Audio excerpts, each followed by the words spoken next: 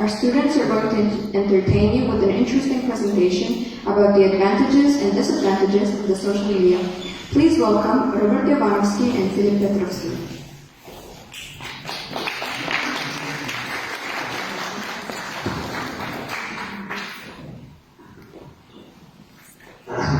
Hello. Good afternoon, everyone. I'm Filip, and that's my partner for today, Robert. And today we're supposed to do a little presentation about social media and its effects on the mental health of today's youth. So, social media and its effects on the mental health of the youth. As is required of any presentation about social media, we have to have a billionaire tech executive quote about how social media rots your brain, and of course the mandatory graph about how depression is directly correlated to the usage of social media. Of course, not necessarily true. We're not going to be doing that today. I want this to be more of a discussion about the topic.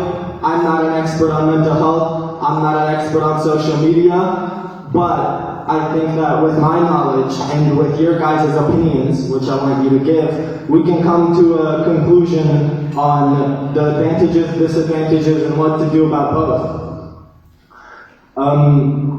First, how many of you have a phone with you today? How many of you use social media for hours every single day?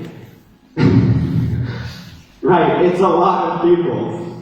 It's very common now, and I'm not going to give you a lecture about how social media has boomed over the last couple decades and how every single person uses it nowadays. You guys know about this. You probably know more than me. It's very common now, but how does it actually affect us? How many of you would say you've been affected overall positively by social media? Why would you say you've been affected positively? One of my best friends on the internet and from social media, and my friend has given me the most support I needed in my hardest times. Very good. That's actually one of my reasons for liking social media. I've met a lot of my long-term friends online. Does anyone have an opposite view to that? Has anyone been affected overall negatively by social media? Why would you say that? Because I found out too much about everything. Right. Of course, with the internet being an infinite well of knowledge, there's the obvious drawback of too much knowledge, especially at a young age. So, social media is having a negative effect to an extent on the youth. Whether this graph is exactly accurate with whichever social media is not really relevant. The point is, there are studies about this, and most of them show an undeniable correlation between the mental health of the youth and social media usage. Of course, I did say that graphs weren't that accurate earlier, but there's some credibility to be had there. Please move on. Why do you guys think that social media is correlated to the mental health of teenagers especially? Yes? I think it's because social media sets up unrealistic expectations of people, specifically about people's bodies, and it can lead to extreme drop in the person's self-confidence. Thank you for bringing it up. That's a very good point. What about you?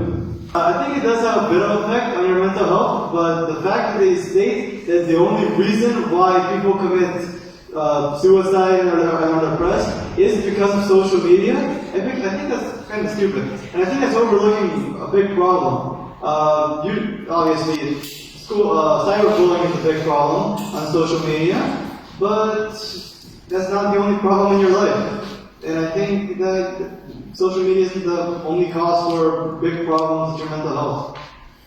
Thank you. I actually agree with you. I think setting up this narrative that social media is the exclusive cause for mental health issues is inherently disingenuous because social media can be good, and a lot of people have problems outside of it. However, we're going to be focusing on the negative aspects for a little bit here. And as the girl in the back brought up, I think the biggest issue, the blanket term to encapsulate every single problem that social media causes, I think comes from comparison. As Theodore Roosevelt may have said, or maybe it was someone else who wasn't as famous, comparison is the thief of joy. I'm 18. I'm almost out of high school, and I have no idea what I'm going to do as a career. And there's 16-year-olds who make more than both of my parents combined living right now. What am I doing wrong? My girlfriend has self-esteem issues. She goes on TikTok, Instagram, sees women with bodies that she wishes she had and hates herself for it. Why? Because we are comparing ourselves to what we want. Humans are naturally going to strive for something better, and seeing something better that they don't have will naturally make their mood worse, and in extreme cases, even cause depression, stress, anxiety, so on. Some examples of comparisons that happen on social media are like the highlight reel, which is when people post on social media, they don't post their worst moments, they post their best, they post their absolute peaks. And when people compare themselves to that, they are comparing their daily lives, which are the behind the scenes, to the highlight reel. And of course, it's going to pale in comparison. Another thing is social currency. That is a buzzword to basically say that we correlate our own self-worth with how much attention we get online. If you post a picture online and you get 1,000 likes, 10,000 likes, you are over the moon. You're happy because your product, the photo you posted, got appreciation. But if you post a photo the next day that gets 100 likes, 50 likes, what are you doing wrong, right? Am I doing something wrong? Did I mess up? Is that why the numbers aren't up? Is that why... like all of these problems would arise when you directly correlating your self-worth to social media. And of course, the obvious one, online harassment. With the internet comes a natural veil of anonymity that everyone has, which allows us to say things that we would never say in person. Death threats, telling someone to end their lives, things that are disgusting to say to someone, but because you don't have a face attached to your profile, you can say all those things with no consequences. And one comment may not be bad, two may not be bad, but 5, 10, 100, it'll eventually stack up to the point where you are now feeling worse and are considering the things that people are saying to you. So, if social media is so bad for you, why not just stop? Just close the application, right? That's a solution. What do you guys think? Why don't you just close the application? Social media, specifically apps like TikTok, maybe Instagram, it really depends on what you're using. They're like a rabbit hole. You scroll down and you see more and more content making you feel worse and worse about yourself, but you can't stop. The algorithm has made it for you to constantly see new content, and you can't stop because it's entertaining, you're losing time. And you also can't stop using social media if you're getting death threats, because when you use them, they get even more severe, like, oh, why aren't you responding? Are you scared? What did I get to you? And you feel like you've lost that battle, so you feel the need to respond to them just to prove to yourself that you're winning whatever battle you're trying to win with those haters or whatever. But wouldn't you say it's logical then, if you are getting affected negatively, to make the decision to delete your account, deactivate it, whatever it is? Because they still have popularity left, and a lot of people love to get the attention, because like, when you have a lot of people hating on you, you're bound to go popular because it brings the view count, it brings the comment count, and it gives you attention, and people love attention, people thrive for attention. Right. I'm glad you brought up popularity. That's something I want to touch on. But I want to ask some other students about their opinion first. I want to say because everyone is addicted to their phones, and that's why we just don't stop watching Instagram or TikTok. Sometimes when I go out with my friends, all of my friends are watching TikTok or stuff like that, or playing games on their phones instead of playing games like in the neighborhood. And I think it should really stop that. Right. I also think that over-obsessing on Yes. social media is a negative thing. And I'll mention that too. Does anyone else have different opinions or another thought to add? I think that the reason people cannot disconnect from their profile is because if they found friends on there and they're scared to leave them because they think that they won't find nice people in the real world like they found in apps like Instagram, or maybe they'll leave it for a few months, but the obsession comes back once their friends ask them to install it so they can post each other or so they can talk to actual people. But the real reason I think that people just once they begin something, they can never stop because they find pros and cons, but they also always stick to that one thing, and I think it's the online friends. Right, thank you. Does anyone else have more thoughts to give? Okay. Well, I think it's a combination of a couple things. For one, FOMO, the fear of missing out, but also a lack of attention span. I think consuming things like Instagram Reels, YouTube Shorts, TikTok especially, shortens the attention span of people, and it makes people want to consume more all the time. There is no stop button to TikTok. So when you close TikTok, you feel deprived of this form of entertainment that you've been consuming. However, I don't think that's the biggest issue, and I think the biggest issue is the fear of missing out. When you go offline, your friends are online posting, your friends are online talking about whatever they talk about, and you feel excluded because you're not a part of it. You are not with your friends, you're not cool, your life is boring because you're not on Instagram. When most of the time it's probably healthier to just hang out in real life or not use Instagram at all and or use Instagram just to talk to your friends, but not use it in the sense of reels and looking at other people's photos. Regardless, this fear of missing out, of being the odd one out, of not fitting in, can actually make children, teenagers, want to continue using something that is negative for them just because the other people are doing it. And it affects people negatively. Social media can be addicting even because you will have this fear of missing out. You'll start checking your phone to see other people, what they're posting, what you should be posting about. It becomes a habit. That habit eventually might become an addiction. And then addiction is obviously bad. I don't need to go into details about addiction. I'm sure you guys know. And it can directly affect mental health. I talked about studies earlier.